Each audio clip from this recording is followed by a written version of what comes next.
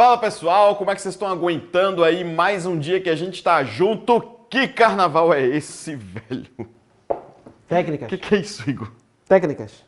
Técnica pra quê, Igor? Imunidade contra o coronavírus. Imunidade, Igor. Igor, você precisa...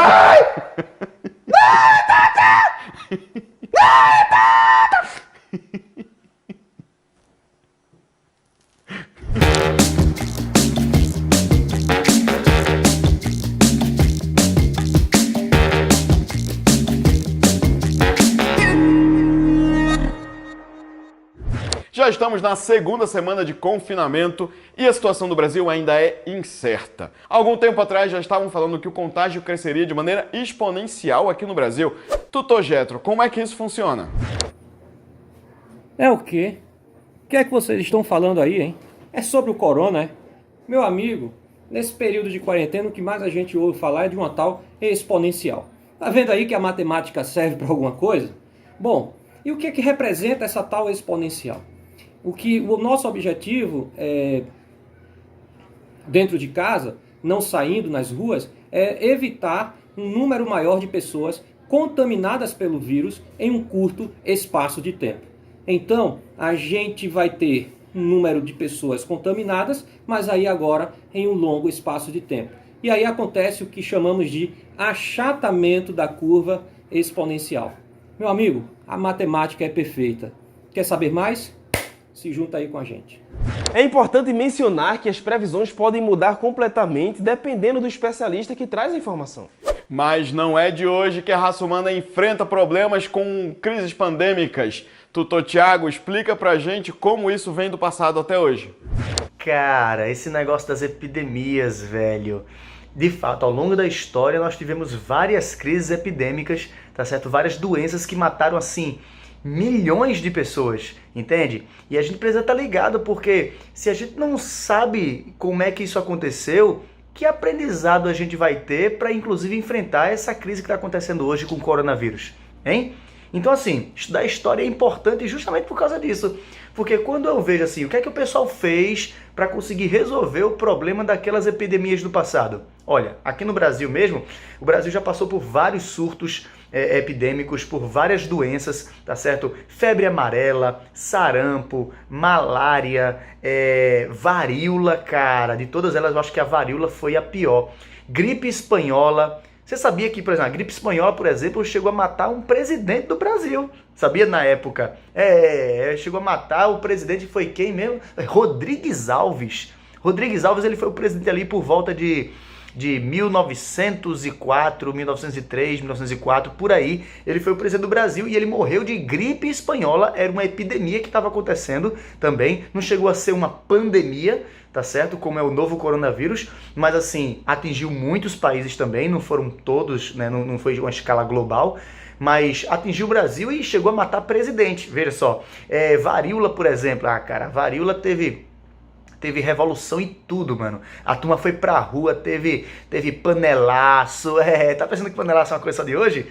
Se liga aí, mano, que tem muita coisa legal pra você ver ainda. É só você ficar ligado na aula, tá certo? Que a gente vai falar de algumas crises, pelo menos as maiores crises epidêmicas que o mundo já enfrentou e o que é que a turma aprendeu com isso. Fica ligado, valeu! Mas é fato que a gente está enfrentando uma crise e quanto mais rápido a gente puder fortificar o nosso corpo, melhor. Tutor Elber, como a química dos alimentos pode contribuir para eu deixar meu corpo mais forte para enfrentar o corona? Fala, galerinha! Beleza? Aqui quem fala é o tutor Elber Correia.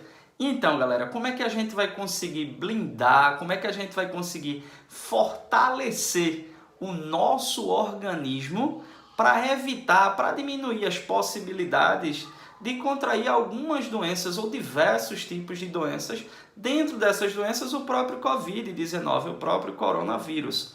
Então é do conhecimento de todos que quanto mais saudável for a alimentação, mais blindado, mais fortalecido está o teu organismo, o teu sistema imunológico, que é o verdadeiro exército que tem dentro do nosso organismo com a função de nos defender desses corpos estranhos, desses vírus, bactérias que possam entrar em nosso corpo e nos fazer algum mal. Como blindar? Então a gente deve focar numa alimentação saudável, numa alimentação rica em nutrientes. Devemos diminuir a quantidade de alimentos industrializados que, de um modo geral, não são saudáveis para o nosso organismo. Por quê? Porque são ricos em substâncias químicas que, quando consumidas em demasia, normalmente fazem algum tipo de mal. Que substâncias são essas? Foram aquelas substâncias que a gente comentou ontem. São os conservantes. Então a gente deve focar em alimentação natural, alimentação saudável e diminuir o consumo de alimentos industrializados. Beleza, galera? Forte abraço! Pelo que eu estou entendendo, não basta apenas cuidar da alimentação e do exercício físico para que o nosso corpo se torne forte. É preciso também morar num ambiente propício a fortalecer o corpo. E parece que nesse quesito as zonas urbanas sofrem um pouco, não é, Tutor Marcondes? É verdade, viver nas áreas urbanas, certo? E manter uma qualidade de vida é muito difícil. Qualidade de vida no sentido de, não econômica, mas assim, de saúde, saúde física, saúde mental, né? Porque à medida que o homem sai do campo e vai para a zona urbana, ele tem que trabalhar mais, então ele sacrifica a hora de sono, né?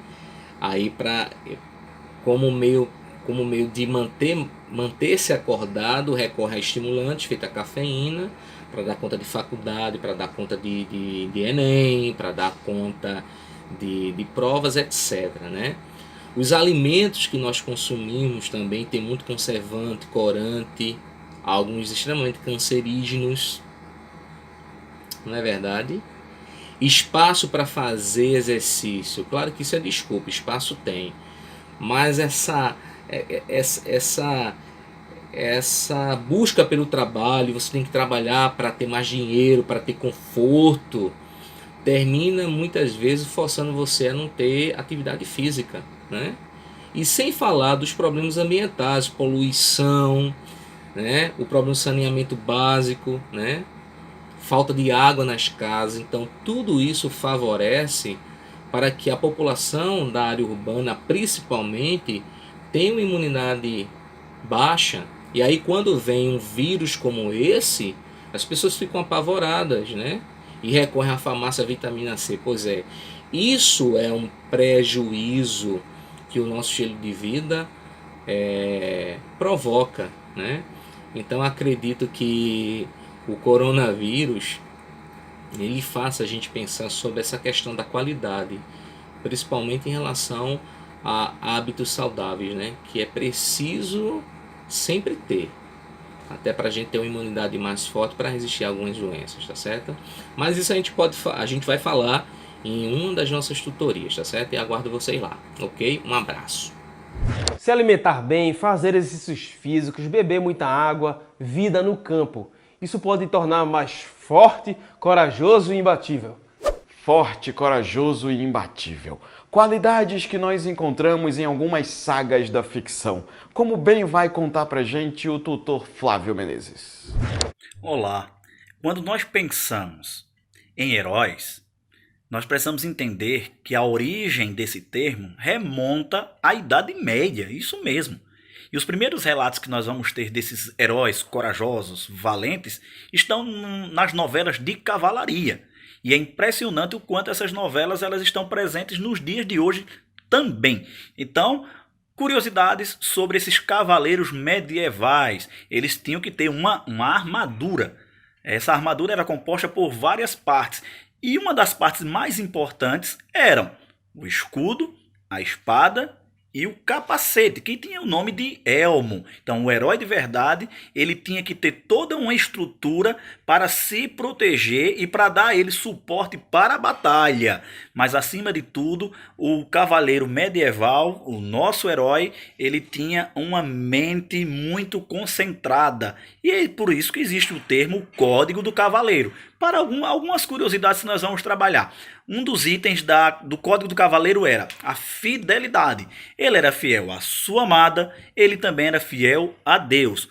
Ele também era muito corajoso, ele era valente, ele tinha uma empatia por todos aqueles necessitados.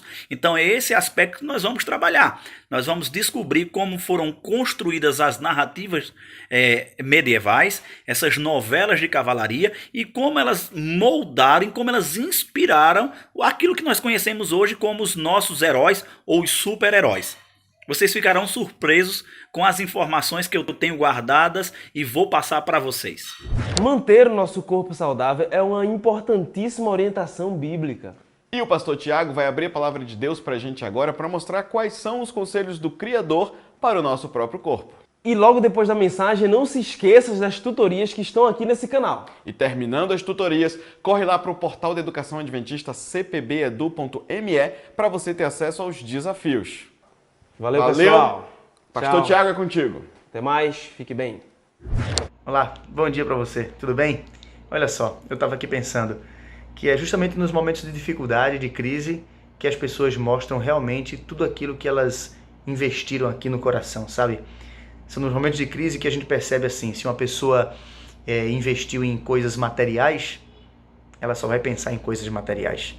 Mas se uma pessoa investiu, por exemplo, em humanidade, então são nesses momentos de crise que a gente vê a bondade, o esforço de atender o próximo, a solidariedade. Sabe, Jesus meio que já tinha previsto isso já há muito tempo. Ele tentou ensinar pra gente valores diferentes. É o que está dizendo aqui em Mateus capítulo 6, versos 19, 20 e 21. Olha só o que é que diz aqui. Não acumulem para vocês outros tesouros sobre a terra, onde a traça e a ferrugem corroem e ladrões escavam e roubam. Mas ajuntem para vocês outros tesouros no céu, onde a traça nem a ferrugem corroem e nem os ladrões escavam e roubam. Porque onde está o teu tesouro, ali está também o teu coração. Aqui fica um apelo para a gente, que a gente comece a talvez pensar em outras coisas para colocar dentro da nossa cabeça, dentro do nosso coração, sabe? Alimentar nossa vida, nossa alma, nosso espírito com as coisas que vêm dos céus. Porque as coisas daqui da terra só vão dar para a gente frutos daqui da terra mesmo. Então que tal a gente fazer essa oração hoje, pedindo para Deus colocar no nosso coração os valores do reino dos céus. Vamos falar com Deus? Nosso Pai, muito obrigado, Senhor, pelo privilégio que a gente tem de aprender um pouquinho mais contigo. Sabemos que o Senhor quer nos ensinar a sabermos fazer bons investimentos. Que a gente faça investimentos aqui na terra, Senhor, para nosso sustento, mas que a gente não esqueça que o verdadeiro investimento, aquele que vai dar um fruto eterno, é o investimento nas coisas dos céus. Então nós te pedimos que o Senhor coloque na nossa vida esses valores, esses tesouros, e que hoje sejamos teus, em nome de Jesus. Amém. Que Deus te abençoe, meu amigo. Bom dia.